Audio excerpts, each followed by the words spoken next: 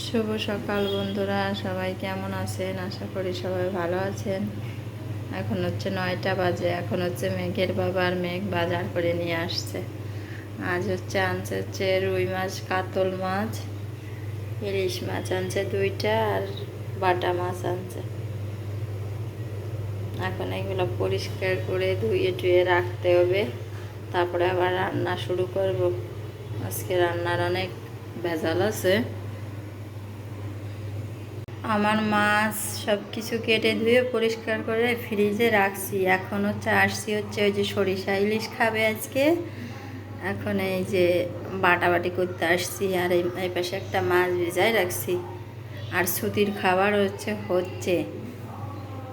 এখন এইগুলো বাটিয়ে আজকে বাটাবাটির কাজ। আবার বললো যে একটু কালিজিরা ভর্তা খাবে।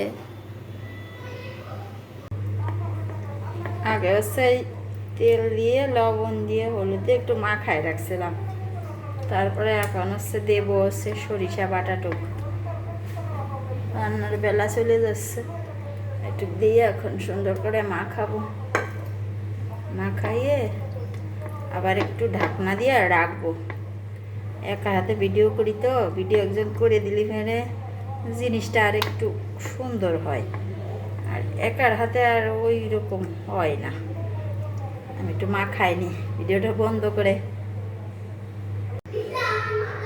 কৌটায়ও রাখিয়ে দিচ্ছি। এখন উপর দিয়ে একটু তেল দিয়ে দেবো, তারপরে এই যে চেরা কাঁচামরিচ এগুলো দিয়ে আধা ঘন্টা ঢাকিয়ে রাখবো। আমি এখন অন্য কাজ করব। এখানে কালো জিরা ভর্তার জন্য মরিচ আর রসুনটা ভেজে নিচ্ছি। সেহেতু আমার কাছে শুকনো মরিচ নাই, আছে কিন্তু একটু বৃষ্টির জল ছিল, উপরে ময়লা ময়লা পড়ে গেছে। ওইগুলো দিয়ে খাইলে তো ভালো লাগবে না, তাই কাঁচামরিচটা পড়ে গেছে।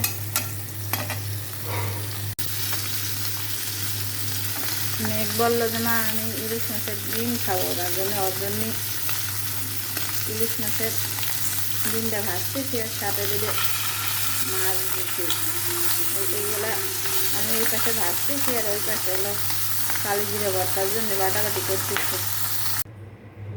এটা আমার ইলিশ ভাপার লাস্ট লুক। কেমন হয়েছে সবাই জানাবেন। রান্নাটা এখানেই শেষ করছি। এখন ওর বাবারে মেঘরে চুড়িয়ে খাইতে দেব, আমিও খাবো সাথে সাথে। আর বাবা মেঘের বাবা হলো ইলিশ আনলেই পারে, মানে সরিষা ইলিশ করতে বলে। আমার কাছে এত আবার ভালো লাগে না। যাই হোক, আজকের মতন টাটা। ভালো থাকবেন সবাই, সুস্থ থাকবেন সবাই, আমাদের সঙ্গে থাকবেন।